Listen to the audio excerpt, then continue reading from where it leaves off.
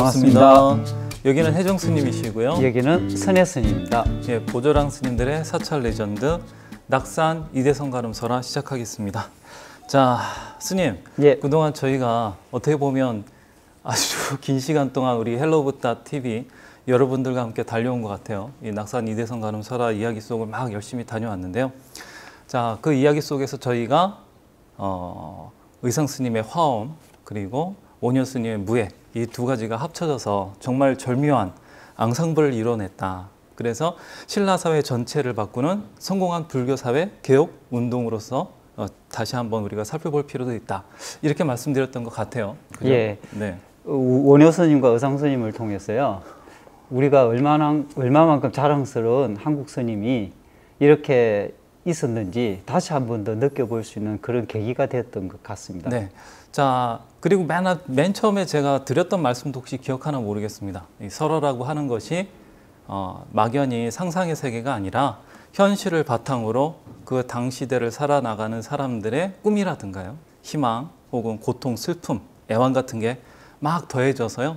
네, 새롭게 재창조된 그러한 세계다. 그리고 그러한 세계 속에는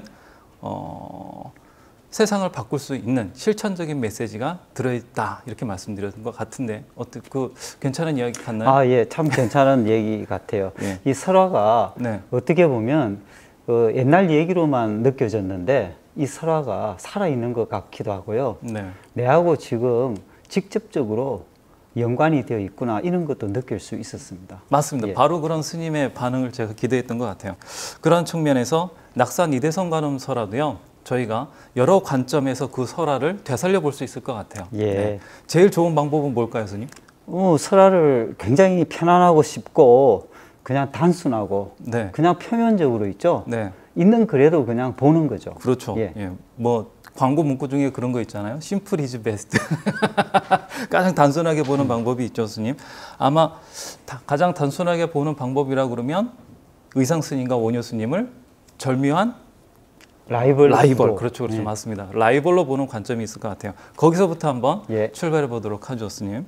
자, 굴에서 예. 관세음 보살님을 친견한 것으로 치자면 누가 승리자일까요? 1번 오녀 스님, 2번 의상 스님. 의상 스님이죠. 아, 의상 스님이죠. 직접 만났지 않습니까? 그렇죠. 굴이라고 예. 하는 딴 제한된 장소에서는 의상 스님이 승리자다. 자, 이런 식으로 이렇게 보는 게 가장 단순하게 보는 방법이 될 거예요. 자, 두 번째로는요. 보물이라고 하는 측면에서는 어떨까요? 네, 보물요? 네. 보물하면 보물하면 누가 승리자일까? 당연히 의상 스님이 승리죠. 그렇죠. 의상 스님. 아니, 스님, 네. 여의주나요? 네. 수정 염주 받는 게 좋아요? 아니면 네. 신발 한 짝 받는 게 좋아요? 신발이 고어텍스. 아, 고어텍스도요. 요새 얼마 하지도 않아요. 그것도 신발 반짝이면요.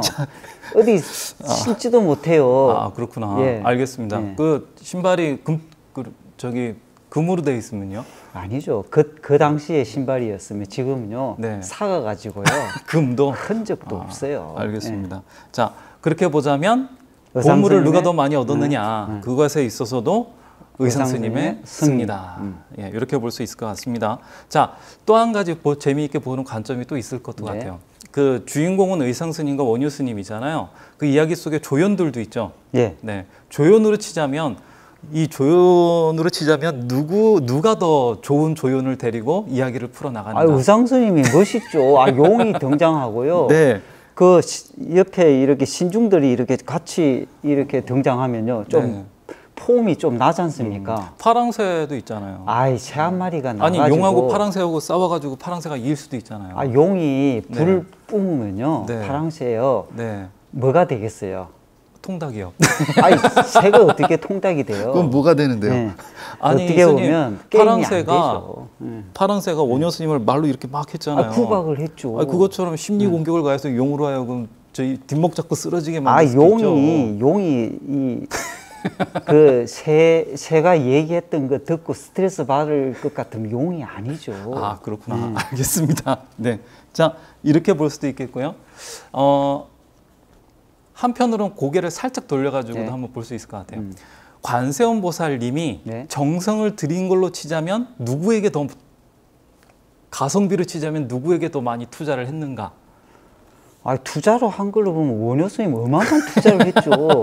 근데 그렇죠. 가성비가 안 나왔죠. 아, 가성비 안 나왔어요. 가성비로 보면요, 당연히 의상스님이죠. 그 모범 스님이잖아. 네, 모범생이죠. 한 만큼 결과로 바로 나왔죠. 맞습니다. 예. 의상스님이야 뭐 말썽 한 번 안 떨고 예. 염주 하나 딱 주니까 낙산사까지 이렇게 지어 바쳤으니 그렇죠. 관세음보살 스승 입장에서는요, 네. 얼마나 모범생인 수행자가 네. 의상스님이었는데 네. 그런 수행자가 많으면 많을수록 얼마나 좋겠습니까? 그렇죠, 그렇죠. 예. 네. 근데 원효 스님 한번 보세요. 말 지록실이 안 듣잖아요. 근데 원래 네. 저기 우리 저 학교 다닐 때도 그랬지만 선생님들이 말 안 듣는 학생일수록 더 기억이 오래 남는데요. 그렇죠. 그리고 어떻게 보면 골칫거리죠. 네. 끝판왕이죠. 그렇죠, 끝까지 그렇죠. 하지 마라는 집만 골라서 했잖아요. 그래서 의상 스님은 전설 속에 대나무가 나오잖아요. 예. 대나무도 절개를 상징하잖아요. 예. 그 푸르름. 예. 네. 소나무도 절개를 상징하지만 예. 생긴 건 이렇게 생겼잖아요. 자기 그렇죠. 이렇게 대나무는요. 어떻게 보면요. 융통성이 하나도 없잖아요. 그렇죠, 그렇죠. 오로지 한 방향이잖아요. 네. 근데 소나무는 어때요? 아, 유연하죠. 유연하죠. 예, 이제 그러니까 어떻게 보면 등장하는 나무만 봐도요. 네. 그 스님들의 성품이 짐작되지 않나요? 아, 짐작됩니다. 네. 이런 걸 보면 관세음 보살님은 어떻게 보면은 의상 스님이 제일 수지 맞는 장소였다고도 볼 수 있을 것 같아요. 그렇죠. 딱 한 번만 현신했는데도 낙산사가 만들어졌잖아요. 근데 원효 스님은 지금도 낙산사에 공을 들여야 도착도 되는 하지 거죠. 않았는데 예. 낙산사에 도착도 안 했는데 벌써 벼배는 벼도 베야 되잖아요. 예. 나 관세음 보살인데 벼까지 베야 되고 빨래도 해야 되고 새로 현신까지 해야 되고 예. 3번이나 등장을 해야 됐다. 그런 걸 보면 확실히 관세음 보살님 입장에서는 의상 스님이 더 수지 맞는 장사였다. 이렇게도 볼 수 있을 것 같아요. 아니 3번만 등장했나요?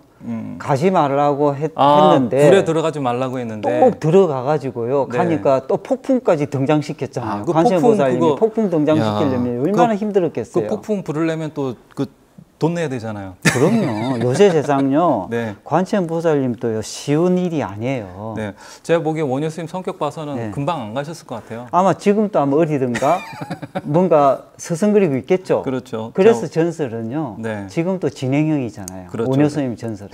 그렇죠. 자, 이렇게 아주 전설을 단순하게 보는 방법이 있을 것 같아요. 그죠, 스님? 네. 근데 단순하게 이렇게 보는 것만으로는 사실은 그 내용물을 정말 그 참맛을 느꼈다고 보기엔 좀 어려운 감이 있잖아요. 어떻게 보면요. 그죠? 네. 수박 겉 핥기만 하다 보니까요. 그렇죠. 깊이가 없고 아니 누구에 따라서는 수박 겉도 맛있을 수는 있죠. 그렇지만 그 속맛보다는 못한 게 사실이죠. 그리고 정말로 이 전설에 이 제대로 된 재미를 맛보려면요. 네. 지금부터가 이제 전설의 재미가 된다고 할 수 있겠죠. 그렇죠. 네. 자, 그래서 두 분을요, 네. 라이벌이 아니라 영혼의 단짝인 스타일로서 경쟁자가 아니라 협력자로서 한번 보는 관점을 얘기해 보도록 할게요. 어떤 관점이냐면 두 분을요, 이 전설에 등장하는 의상 스님과 원효 스님을 각각 보살이 해야 할 역할로서 나타냈다. 이런 관점도 있을 것 같아요. 무슨 얘기냐면요. 맨 처음에 의상 스님은 어때요? 우리가 전설 속에서는 낙산사를 만들어낸 창건주잖아요. 예. 어떻게 낙산사라는 절만 보면 의상 스님이 이끌어서 생긴 절이 되죠. 예. 현실 속에서도 어떻습니까? 그 의상 스님은요, 그 화엄을 이끈 초조로서 하해동 화엄, 그러니까 한국 화엄을 맨 처음 이끈 리더죠. 예. 그것도 최고의 리더라고 할 수가 있을 것 같아요. 자, 그걸 보면 의상 스님은 보살로서의 리더의 역할로서 이제 상징적으로 나타나고 있다. 이렇게 보는 것도 가능할 것 같습니다. 가장 단적인 게 그 문무왕하고의 일화가 있지 않았나요? 예, 문무왕에 편지 보낸 거 보면요. 네. 백성들이 감히 왕에게 하고 싶은 이야기가 있어도 말 못하지 못하죠. 않습니까? 못하죠. 이때 이제 이런 민중들과 백성들의 마음을 대변해 주는 분이 바로 의상 스님이었지 않습니까? 네. 그러니까 의상 스님 어때요? 문무왕이 사실은 도와줘서 그 화엄 도량의 근본 도량이라고 할 수 있는 부석사를 만들게 되었는데 그러면 왕이 이거 성 짓는데 지을까요 말까요 이렇게 의상 스님한테 이렇게 편지를 보낼 때에는 내가 도와준 의상 스님이니까 당연히 의상 스님도 내 편을 들어주리라 이런 생각을 하고 보내지 않겠어요? 원래 정치도 그렇다고 하면 표를 네. 이 결집하기 전에요. 미리 다 사전에 협의를 거치고 난 뒤에 이 표를 통해서 이 결정이 난다고 하잖아요. 그렇죠. 그러면 사전 작업이 끝이 난 상태에서 이루어지는데 왕 입장에서 그런 사전 작업으로 의상 스님을 내 편이라고 생각하고 보냈는데 아니 내 편이 설마 이렇게 나올 줄은 생각도 못 했겠죠. 내 편이라고 생각을 했겠죠. 예, 예. 내가 도와줬으니까 인지상정상 날 도와줄 것이다. 그렇게 생각을 했는데 어때요? 의상 스님이 정색을 하나요? 아니면 대왕마마 성을 지어야 됩니다. 이렇게 했나요? 정색을 하죠. 거기다가요. 네. 뭐 어떻게 보면 왕이 이래서 되겠습니까? 네. 왕이 정도가 밝으면 왕이 이렇게 안 해도 됩니다 하면서 왕한테 훈계까지 한 거 아닙니까? 그렇죠. 왕의 입장에서는 참 서운했을 것 같아요. 서운하고 황당하죠. 네. 내 편인 줄 알았는데. 네. 그걸 보면 의상 스님 성격은 네. 그 일화에서만 봐도 의상 스님의 성격은 정말 대쪽이다. 그래서 대나무가 등장한 네. 거죠. 굽혔으면 굽혔지. 네. 아니 네. 굽혔으면 굽혔지? 아, 그게 아니죠. 부러졌으면 부러졌지. 말 안 듣는 성격이다. 만약에요. 네. 의상 스님께서요. 네. 이 그런 성품이 아니었으면요. 네. 신라로 귀국도 안 했겠죠. 그랬을 것 같아요. 예. 어떻게 해서든 그 중국에서 자신의 삼조, 화엄 삼조의 자리를 만들어내셨을 것 같은데 그것보다는 그 워낙 성품이 바르고 어떻게 보면 융통성 없고 예, 정도만 지키려고 하시다 보니까 그럴 바에야 그냥 차라리 지엄선사에게 배운 화엄을 내 그냥 그 뜻에 맞게 펼치리라 이렇게 생각을 하셨기 때문에 신라로 오신 거 아닌가 그런 생각까지도 들게 되네요. 자, 반대로 원효 스님은 어떻습니까? 이 성격이 대쪽 갖고 이렇게 딱 FM대로고 그런가요? 그렇지 않죠. 정말 원효 스님의 말로 유들유들을 대표인 네. 것 같아요. 그 우리가 사람이 생각했던 원효 스님을요. 스님으로 볼 수도 없죠. 그리고 거사로도 볼 수도 없어요. 이런 걸 보면요. 원효 스님이 어떤 거에도 걸림없이 이 무해할 수 있었던 것은 이런 원효 스님의 이 성품도 영향이 있지 않았나 이런 생각도 드는데요. 예, 맞습니다. 그래서 그 원효 스님의 성품을 딱 보면요. 그 사람이 필요한 내가 그 사람에게 이 사람을 도와주기 위해서 내가 지금 어떤 역할로서 어떤 모습을 해야 되겠다 하면 거기에 맞게끔 이렇게 자신을 드러내는 것에 굉장히 능통했다는 것을 현실 속에서도 살펴볼 수가 있듯이 설화에서도 마찬가지였던 것 같아요. 이제 의상 스님 부부는요. 내가 민중으로서 내가 지배층을 어떻게 할 수는 없지 않습니까? 그렇지만 내 대신 보살이 등장을 해서 그 지배층을 의상 스님처럼 잘 이렇게 교화하고 이렇게 의견을 내고 이끌어가지고 나를 힘들지 않게, 나를 편안하게 이렇게 나를 위해서 일해주는 리더의 역할을 하는 보살을 상징한다고 한다면 리더로서의 보살은 좋기는 하지만 네. 반드시 필요한 존재이긴 하지만 어때요? 옆에 가서 막 부담스럽죠. 앵기고 이럴 수 없잖아요. 부담스럽고요. 힘들어요, 슬퍼요, 막 이렇게 힘들고요. 얘기할 수가 없잖아요. 가까이 하기는 좀 어렵습니다. 예, 그러한 리더로서의 보살도 필요하지만 반대로는 정말 친구처럼 나의 고통을 이해해주고 나의 슬픔을 알아줄 수 있는 그런 친구 같은 보살도 필요한 법이거든요.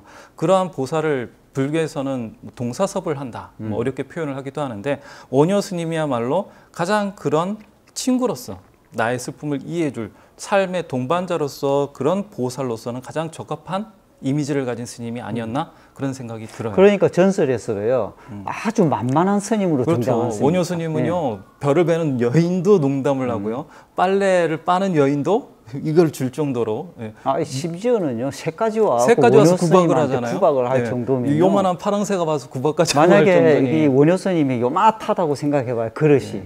아니 스님 원효 스님이 이제 덩치가 마동석 같고 이랬으면 못 그랬을 것 같은데 얼마나 친근한 이미지였으면요. 그런데 스님 어떤 스타일이 네. 우리가 살아가는데 편안하고 함께하고 싶겠습니까? 저는 누구보다도 친구 같은 보살님이 내 옆에 있으면 그렇죠. 가장 좋을 것 같아요. 그런데 네. 이렇게도 한번 생각 해봐야 되지 않겠나요? 이 친구 같은 스타일도 굉장히 좋아요. 내 편이면서도 항상 나를 이해해주고 내 그렇지만 상처를 이렇게 다독거려주고 그렇지만 그것이 만 있는 것보다 또 내가 존경하고 내가 또 모범이 되고 또 그런 스승같이 리더 같은 그런 사람들도 필요하지 않나요? 살다 그래서 보면요. 두 개 다 필요하죠. 스님. 리더로서의 보살도 필요하고 나의 고통을 감싸 안아줄 그런 동반자로서의 보살도 필요하다. 그래서 이 보살의 두 가지 역할, 위와 아래, 위로서의 보살과 아래로서의 보살 두 가지 역할을 의상과 원효로서 이런 낙산 이대성 가늠설화에서 표현했다. 이렇게 살펴볼 수도 있을 것 같습니다. 그죠? 자, 두 번째 관점은요. 또 다른 관점이 또 있을 수 있습니다. 뭐가 있을까요? 네, 뭐가 있느냐면요. 방금 아까는 보살의 역할을 나눠서 표현했다고 그랬잖아요. 이번에는 아예 두 분이 나눠지는 것이 아니라 한 선 안에 같이 서 있다. 둘이 하나다. 사실 이런 관점도 가능해요. 예, 어떤 관점이냐면 바로 수행으로서의 관점이라고 말씀드릴 수가 있습니다. 예, 이 설화 속에서 의상 스님은 어떤 모습을 보이고 있나요? 자기가 원했던 수행을 다 이루고 떠나시는 것으로서 마무리가 딱 되잖아요. 예. 네, 관세음보살을 칭견하시게 되고 자기가 원했던 소정의 수행의 과정을 완벽히 마무리하는 것으로 완료가 되는 반면에 원효 스님은 어떻습니까? 그 수행이 마무리가 되나요? 원효 스님은 수행이 끝이 없죠. 진행 중인데 어떻게 보면 의상 스님 보면요, 저는 의상 스님 욕심쟁이 같아요. 예. 원효 스님은 수행의 결과를 이루지 못하고 지금도 수행하고 계시지 않습니까? 원효 스님이? 원효 스님은 수행이 마무리가 안 됐으니까. 그런 측면에서 욕심쟁이다. 이렇게 말씀하셨군요. 예, 예. 맞는 말씀이신 것 같아요. 원효 스님, 의상 스님은 당신이 수행을 하고자 했던 목표에 있던 관세음보살을 칭견하는 걸로 이야기가 마무리가 되는데 네. 원효 스님은 그 관세음보살님을 특정 장소에서의 특정한 어떤 성스러운 존재가 아니라 중생 마음 안에 있는 관세음보살을 찾아다니게끔 되지 않습니까? 예. 그죠? 새가 이야기했던 파랑새가 이야기했던 것도 그런 거고요. 자, 중생은 끝이 있나요, 없나요? 중생은 끝이 없죠. 예, 그럼 중생 안에 있는 관세음보살을 찾아다니는 원효 스님의 수행도 끝이 날 리가 없다. 이렇게 볼 수가 있습니다. 그래서 불교에서는 원효 스님처럼 자신의 깨달음을 이룬 것을 도노라고 표현을 하죠. 예, 그리고 원효 스님처럼 중생들을 위해서 끊임없이 중생 안에 있는 관세음보살을 찾아내서 환하게 드러내주는 중생들을 구제해주는 그런 것을 보살행이라고 부르는데 이걸 도노를 바탕으로 한 점수라고도 표현해요. 도노 점수다. 그래서 사실은 이 수행이 둘로 나눠지나요? 안 나눠지나요? 아니, 수행은 둘로 나눠질 수가 없죠. 예, 그래서 예. 앞을 우리가 고상하게 표현할 때 상구보리라고 표현을 하죠. 예, 상구보리, 하와 중생. 밑에 원효 스님은 하와 중생, 중생들을 끊임없이 제도하고 다닌다.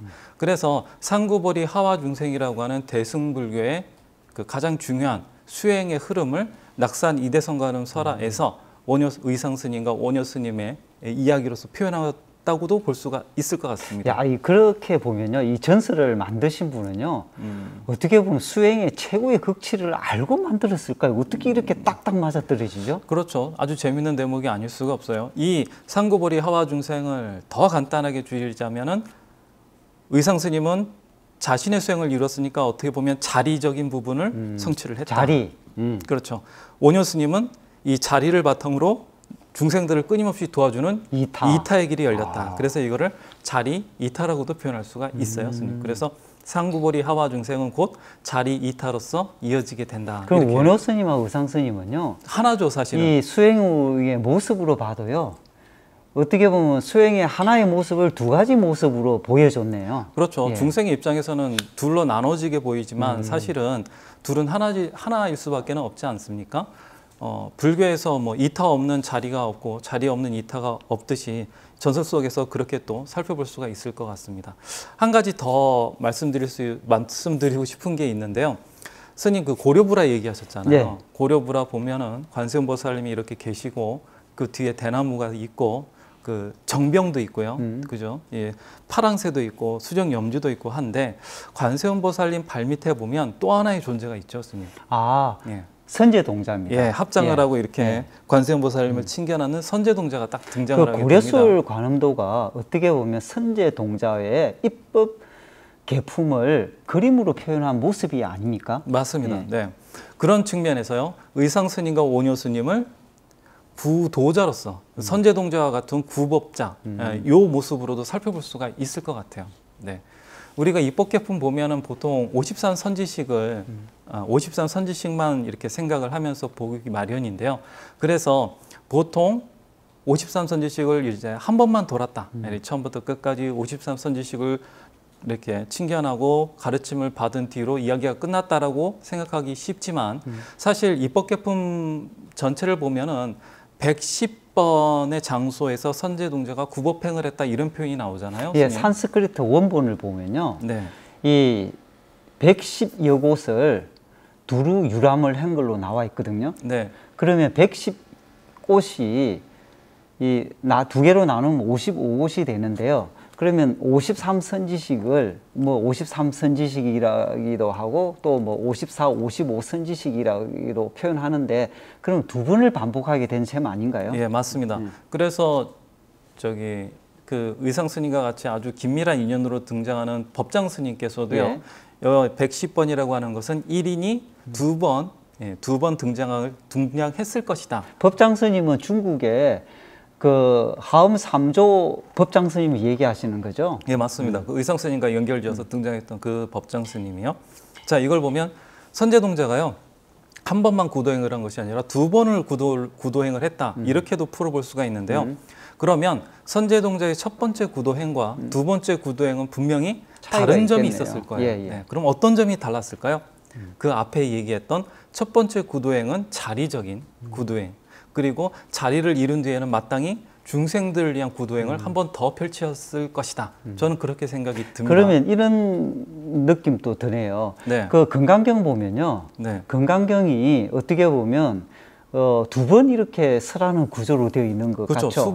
수보리 존자께서 두 번 똑같은 내용을 같이 물으시죠. 예. 네, 그것도 금강경- 비슷한 맥락 아닌가요? 똑같습니다. 예. 이 이중 구조죠. 그래서 수보리 존자께서 분명히 부처님께 답변을 듣고 금강경에 대한 공사상을 깨우치고 나서 다시 한번 똑같은 질문을 또 던지는 것을 금강경에서 확인할 수가 있어요. 가끔 보면 이렇게 금강경에서는요 공사상에 관련해서 이중 구조를 보이는 경우가 제법 됩니다. 불교에 관심이 있으시면 아공, 법공은 아실 거예요. 아공은 개인적인 깨달음이라고 한다면 법공은 아까 얘기했던 하와 중생 쪽에 속하는 개념이거든요. 자, 이런 구조 속에서 원효 스님과 의상 스님을 똑같은 구도행을 하는 선제 동자로 살펴볼 수가 있다. 특히 처음에는 자기의 깨달음, 그리고 뒤에는 중생 구제를 위한 깨달음, 이런 두 가지 모습으로 낙산 이대성 가름설화를 한번 또 살펴볼 수가 있을 것 같습니다. 아, 이렇게 보니까 설화가요. 네. 좀 다시 보이는 느낌이 듭니다. 예, 그런가요? 예. 아, 처음에 설화가 네. 이 원효 스님이 내가 더 잘났니, 의상 스님이 내가 더 관세음보살님하고 네. 더 가깝다. 내가 더 친하다. 친하다. 이렇게 가다가 네. 이제 설화를 아주 깊이 심층으로 딱 들으라 보니까요. 이 서로의 우열보다는 이 설화를 통해서 정말로 내가 바르게 이해해야 될 대목들이 이제 하나하나씩 드러나기 시작을 하네요. 예. 그래서 의상 스님, 원효 스님을 둘로 나누는 관점보다요. 지금 말씀드린 것처럼 의상 스님은 의상 스님이 하던 방식대로, 원효 스님은 원효 스님이 하신 방식대로 두 분 다 중생 구제를 위해서 최선을 다했다. 이런 메시지를 좀 읽어봤으면 어떨까 싶습니다. 그 설화를 우리가 처음에 얘기할 때 이런 얘기를 했지 않습니까? 의상 스님으로서 어떻게 보면 설화가 거의 완벽하게 끝이 나야 되는데도 불구하고 왜 원효 스님을 등장했을까? 이 대목이 이제 좀 풀리는 것 같아요. 네, 그렇죠. 자, 이렇게 한번 그 설화를 보는 관점을 한번 정리를 해봤어요, 네. 스님. 네, 관점을 정리를 해봤고요. 맨 마지막에 우리는 이 낙산 이대성관음 설화에 있어서 원효 스님과 의상 스님을 선제 동자의 모습으로도 볼 수 있다. 이렇게 말씀을 드렸습니다. 자, 여기서 한 가지 저희가 헬로우 부다 TV 여러분, 이거 보시는 여러분들에게 선물을 하나 드릴 수 있는 대목이 바로 이 대목인 것 같아요. 그죠? 그 선제 동자의 모습을 가진 의상 스님과 원효 스님, 그죠? 이분들이 발자취를 남긴 낙산 이대성 관음 설화에 관련해서 저희가 꿀팁을 드릴 수가 있잖아요. 예. 네, 이 그 꿀팁이 네. 어떤 내용이냐면요. 여러분들도 네. 헬로 부다 TV를 보는 여러분들도요. 설화의 주인공이 될 수 있는 바로 비결을 알려드리는 겁니다. 아, 좋습니다, 스님. 돈 내야 되나요? 아닙니다. 아, 헬로 그래요? 부다 TV를 보신 분이라면요. 공짜인가요? 공짜로 아, 이 꿀팁을 얻어갈 수 있습니다. 원래 스님들이 공짜 좋아하잖아요. 당연히 좋아하죠. 스님들뿐만 무주상 아니라요. 보시 이런 거. 아니에요. 스님들뿐만 아니라 모든 중생이요 다 좋아합니다. 스님도 중생이잖아요. 그렇죠. 근데 무한한 왜 공덕. 스님이라고 안 좋아한다면 알겠습니다. 그것도 차별인 거죠. 자, 첫 번째 네. 꿀팁을 시작하기 전에 먼저 보물지도를 먼저 찾는 방법부터 가르쳐 드리겠습니다. 일련 스님이 삼국유사를 지을 때요, 이 일련 스님이 낙산 이대성 관음 설화를 만들었을 때 어떤 마음으로 만들었을까요? 스님, 원래 이 설화가 낙산 이대성 관음 설화에서 뒤에 뭐가 더 붙죠? 네. 뭐가 더 붙죠? 좋은 말씀드려. 뒤에 정취가 붙습니다. 예. 정취는요, 정취 보살을 의미해요. 재밌게 입법계품에서 선제동자가 관세음 보살님을 찾아뵙고 나서 그 다음 만나 뵙게 되는 분이 정취보살이거든요. 낙산 이대성 관음 설화에서도 재미지게도 낙산 이대성 관음 설화 다음에 등장하는 것이 바로 정취예요. 그 다음에는 또 조신이 붙습니다. 조신은 뭔데요? 조신은 어떤 스님의 이야기인데 워낙 유명해서 들어보신 분들 좀 있을 거예요. 꿈속에서 자기의 인생을 한 번 더 사는, 그리고 그 더 살아가는 중에서 자기 애욕으로 인해 가지고 오히려 그 애욕으로 행복을 누리는 게 아니라 고통을 받게 되는 그런 가르침이 있는 설화죠. 원래 낙산 이대성 관음설화는요, 낙산 이대성 관음에다가요, 옆에다가 정치하고 조신이 붙어서 이 설화가 하나가 만들어지는 이야기로 만들어져 있어요. 그러니까 낙산 이대성 관음 정치 조신이 본래의 제목인데 예. 사실 저희는 이제까지 앞에 낙산에서 벌어진 이대성, 낙산 이대성 관음 여기까지만 말씀을 드린 거죠. 네. 그래서 여러분들이요, 보물지로를 얻기 위해서는 먼저 일련 스님이 1281년에 삼국유사를 지을 때 일련 스님의 마음으로 원래 원본 있죠. 원본을 한번 읽어보시기를 권해드리고 싶습니다. 그러니까 원본을 한번 읽어봐라. 한문을 읽어야 되나요? 아닙니다. 요새 한문 보기가 어렵습니다. 그럼 뭘 읽어야 되나요? 인터넷에 한글로 이 설화가 많이 유포되어 있고요. 그냥 이렇게 쳐보시기만 하면요, 그냥 찾을 수 있거든요. 한글로 된 낙산 이대성 관음 이 설화편을요, 한글로 한번 읽어보시고 가시면요, 설화가 정말로 배가 된다는 걸 느끼게 됩니다. 네, 감동이 배가 된다. 자, 두 번째는 뭐가 있을까요? 자, 이제 설화의 원래의 이야기를 알게 되었습니다. 그러면 아까 우리가 이런 얘기했지 않습니까? 설화를 보는 관점에 따라서 그냥 볼 수도 있지만 이 보조랑 스님들의 이 사찰 레전드 이 편을 보고 난 뒤에 설화를 보는 눈이 바뀌었을 거 아닙니까? 그것처럼 반드시 헬로 붓다 TV에 보조랑 스님의 사찰 레전드 편을 꼭 보시고 난 뒤에 이제 여러분들이 보물을 찾으러 가야 된다고 얘기 전해드리고 싶은 거예요. 그러니까 헬로 붓다 TV를 꼭 보시라. 이제까지 보신 분은 뭐 더 안 보셔도 되겠네요. 그럼요. 그런데 이걸 안 보고 이제 보물을 찾으러 가시게 되면요, 후회하시고 갔다 와서 또 보고 또 가셔야 되니까 그럴 수도 있다. 어떻게 보면 안타까운 마음에서 꼭 보고 가시라고 전해드리는 겁니다. 알겠습니다. 자, 이제 낙산사 편을 다 봤어요. 자, 이제 차를 몰고 강원도 낙산사에 딱 도착을 했습니다. 자, 이제는 보물지로를 얻어낸 겁니다. 이제 어떻게 해야 되나요? 이제 보물지로를 얻었으니까요, 보물을 찾으러 가야 되겠죠. 자, 첫 번째, 맨 먼저 아이스크림 먹으면서 가도 되나요? 아이스크림 먹으면서 가면 요즘 얼마나 더운지 몰라요. 쭈쭈바는요. 아무리 더워도요, 이 설화의 주인공이 되는데 아이스크림 먹으면서 설화의 주인공이 될 수는 없지 않습니까? 쭈쭈바는요. 쭈쭈바 참으세요. 갔다 와서 드세요. 자, 맨 처음에 의상대를 향해서 가겠습니다. 의상대요?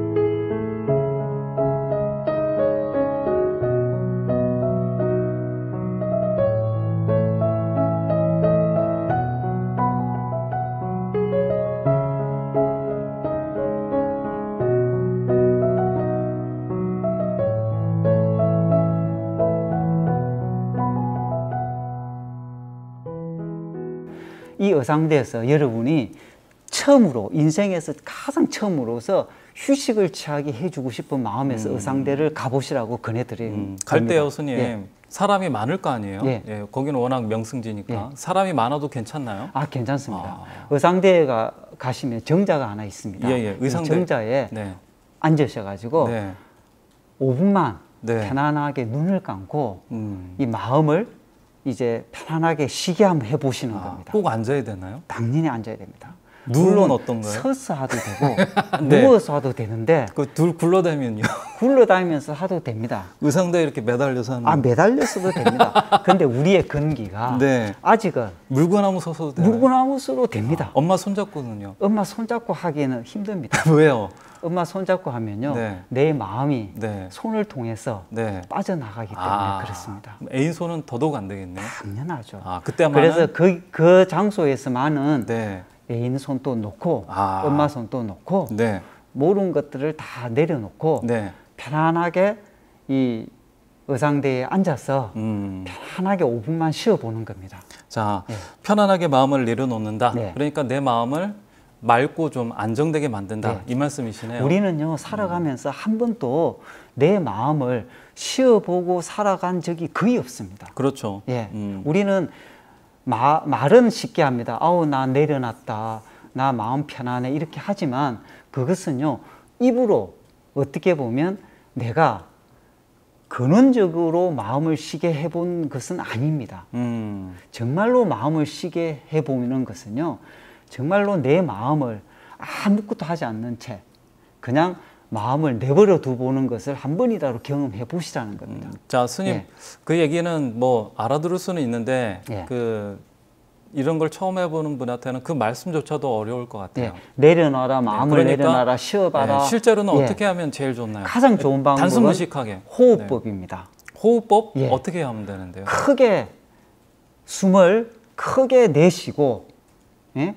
그리고 숨을 들이마십시오. 그것 한 3번만 한번 해보시는 거예요. 그러니까 호흡법이라고도 할 수 있겠지만 그냥 아무것도 모르는 분은 심호흡이라도 해봐라. 맞습니다. 이 말씀이시죠? 자, 스님이 해볼 테니까 따라 해보셔도 됩니다. 네. 자, 크게 호흡을 들여쉽니다. 그리고 호흡을 크게 내뱉어 봅니다.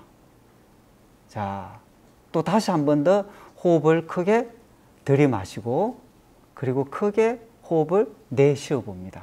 이것을 한 3회만 반복 한번 해보세요. 자기도 모르게 마음이 편안해지는 걸 느낍니다. 속이 시원해지는 것 예. 같은 느낌이 들고요. 이렇게 마음이 편안하고 몸이 이 쉰다는 느낌을 어떻게 느낄 수 있느냐면요. 네. 이렇게 해보시면요. 왠지 모르게 잡음이 없어지는 걸 느끼고요. 그리고 몸이 가벼워집니다. 머리가 맑아집니다. 그리고 기분이 좀 좋아집니다. 네. 예. 자, 이렇게 자기의 마음을 잘 추스렸어요. 예. 이제 심호흡을 하고 뭐 수행에 관심이 있으신 분은 더 좋은 방법을 더 잘 아시겠죠. 예, 그런 분은 이걸 다른 말로 명상이라고도 해요. 예, 예. 다른 그런 좀 많이 아시는 분은 자기만의 방식으로 하시면 예. 좋을 거고요. 뭐 전혀 이런 것에 경험이나 체험이 없으신 분은 심호흡을 통해서 예. 자신의 마음을 조용히 가라앉히고 정신도 안정시켜라. 예. 이렇게 하면 충분히 자기가 우리가 불교에서 얘기하는 조용한 마음, 고요한 마음, 청정한 마음을 얻을 수가 있다. 이렇게 정리해 드릴 수가 있을 것 같습니다. 자, 이렇게 의상대에서요, 자기의 마음을 잘 안정시켰어요. 예. 예, 그리고 이제 집에 가나요? 아닙니다. 이제 두 번째 장소를요, 네. 홍련암을 향해서 가보는 겁니다. 네.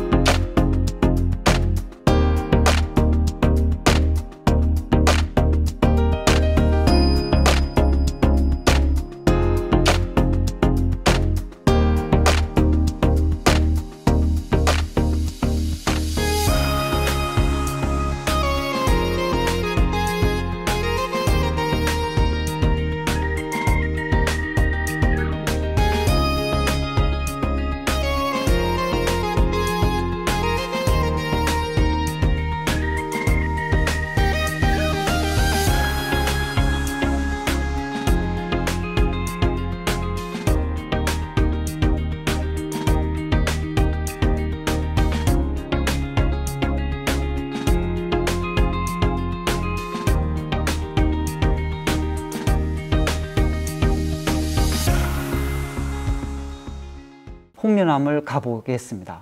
네. 홍련암은요, 이곳에서 의상 선생님께서요, 관세음보살님을 직접 친견한 장소이기도 합니다. 그렇죠. 그 예. 밑에 홍련암 바로 밑에 그 굴이 있다 이렇게 알려져 있죠. 예. 네. 이 홍련암에서 갔어요. 여러분이 정말로 여러분이 원하는 소원이 있다면 관세음보살님이 직접 내 앞에 나타나 있다 생각을 하시고 관세음보살님의 여러분이 소원을 한번 이렇게 빌 수 있도록 해드리기 위해서 홍련암을 안내했던 것입니다. 그러니까 그렇게 예. 하라 예. 그 말씀이시죠. 근데 이제- 관세음보살이 내 앞에 진짜 나타나셨고 예. 그 관세음보살님께 정중히 절을 하고 나서 내 마음에 내가 개인적으로 가장 원하는 그런 소원을 빌어봐라 예. 이 말씀이시죠. 네. 이 관세음보살님 앞에서 이제 소원을 빌려면요 정말로 정중하게 관세음보살님한테 절을 3번 올려야 되겠죠. 예. 사실 이게 스승으로 모시는 예죠. 예. 네. 그래서 의상 스님처럼요. 3번의 절만큼은 온 정성을 다해서 온 몸으로 이 삼배를 정중하게 한번 해보시고 예. 이게 뭐 빠르거나 예. 그런 게 아니라 예. 진심만 담겨 있으면 예. 되니까요. 그러고 난 뒤에 관세음보살님에게 여러분이 정말로 원하는 소원이 있다면 정말로 간절하게 소원을 한번 말씀 한번 해보시기 바랍니다. 예. 예. 이 단계가 왜 꼭 필요하느냐 하면은요, 뭐 불교에서 얘기하는 좋은 발언이나 뭐 기도 방법이 많기는 하지만 일단 자기 마음 안에 개인적인 고민과 고통이 가득 차 있으면은요, 네. 절대 내 에고가 타인을 위해서 진정한 진심으로 타인을 위한 발언을 내지를 못하거든요. 맞습니다. 예, 그래서 내 마음 안에서 나를 정말로 괴롭히는 고민과 고통이 있다면 그걸 먼저 털어내는 일을 먼저 해야 되는데 그거 내 마음을 열어 제껴서 나의 그 아픈 마음을 보여줄 수 있는 가장 좋은 스승이 바로 관세음보살이라. 그렇습니다. 그렇게 말씀드릴 수가 있을 것 그래서 같아요. 이 관세음보살님을 이 홍련암은 직접 친견한 장소이기 때문에 네. 여러분도 이 순수한 마음을 내시면 관세음보살님을 직접 친견할 수 있다는 그런 확신을 가지고 기도해 보시면 네. 아마 굉장히 좋은 징험이 나타난다고 생각을 합니다. 네, 자 홍련암까지 와서 관세음보살님께 정중히 스승으로서 삼배도 드리고 내 마음 안에 막 부글부글 들끓고 있는 상처난 마음도 관세음보살님께 열어서 보여드리고 예. 그러면 관세음보살님도 당연히 그 내 마음을 이렇게 잘 아름답게 품어 주시겠죠. 맞습니다. 예. 자 여기서 자, 이제 세 번째는요. 집에 안 가고요? 한 군데 더 가야 됩니다. 아 그래요? 이제 거기서요 네. 원통 보전을 향해서 출발합니다.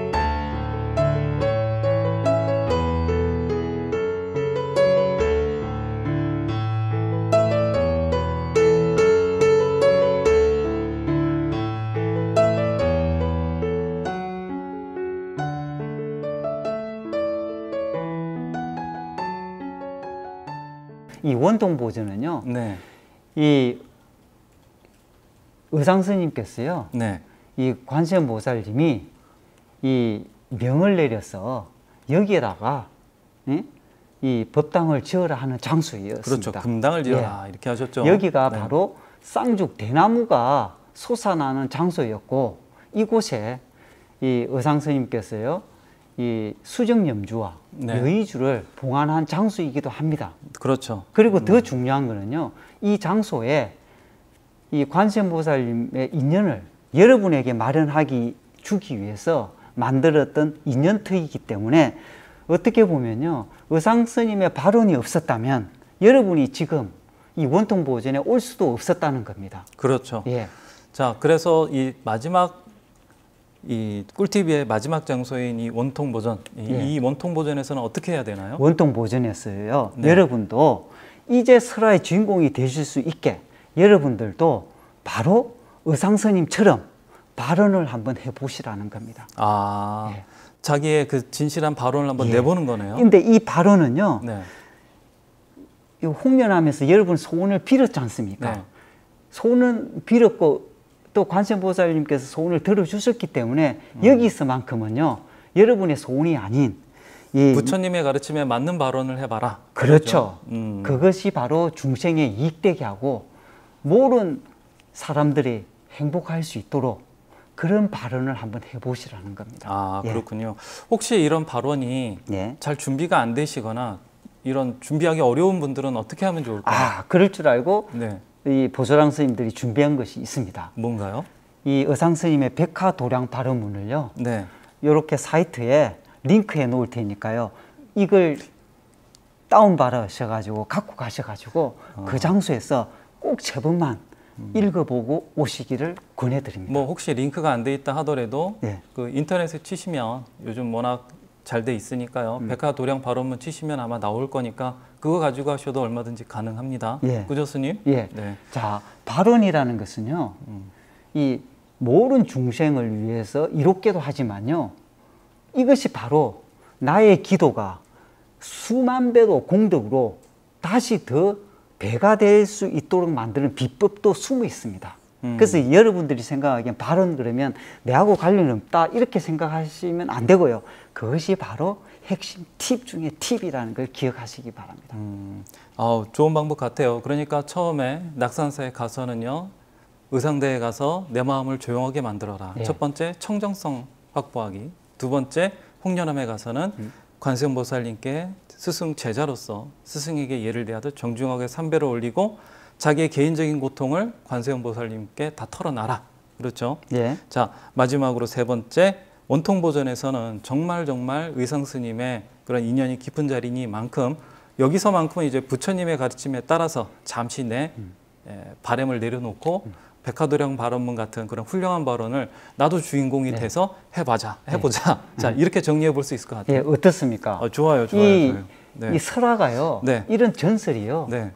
이 다른 사람의 얘기가 아닌 나의 얘기가 되려면요, 이왕이면 이 전설이 멋진 이야기도 네. 이 세상이 행복하고 아름답고 모든 중생이 이익되는 그런 발언을 하고 그런 주인공이 되는 것이 더 멋지지 않을까요? 예, 아주 멋진 방법 같습니다. 자, 이런 식으로 우리가 낙산 이대성 가름 설화에 담겨져 있는 메시지를 우리의 삶 속에서 적극적으로 되살려 볼 수 있겠네요. 예. 네. 자, 저희 낙산사 한번 더 가야 되겠는데요. 예. 우리도 갔어요. 네. 이렇게 한번 기도하고 발언을 한번 해보죠. 네, 알겠습니다. 자, 이제까지 낙산 이대성 가름 설화 한번 여러분들과 재미있게 한번 해보려고 많이 노력을 했는데 어떻게 잘 즐기셨는지 모르겠습니다. 선생님, 다음 시간에는요, 예. 낙산 이대성 가름 설화보다도 더 재미있는 황당하고 예, 재미보다 그렇죠. 더 황당하고 천년을 뛰어넘는 예. 타임머신 같은 천년 조금 더 넘습니다. 천년이 좀 더 예, 되는 예. 예. 천년을 뛰어넘는 그러한 이야기로 여러분을 찾아뵙도록 하겠습니다. 예. 바로 개운조사의 환자감 이야기죠, 선생님? 맞습니다. 예. 개운조사의 환자감 이야기. 천년을 뛰어넘는 비밀은 다음 다음 시간에. 시간에 예. 근임하셨습니다. 근임하셨습니다.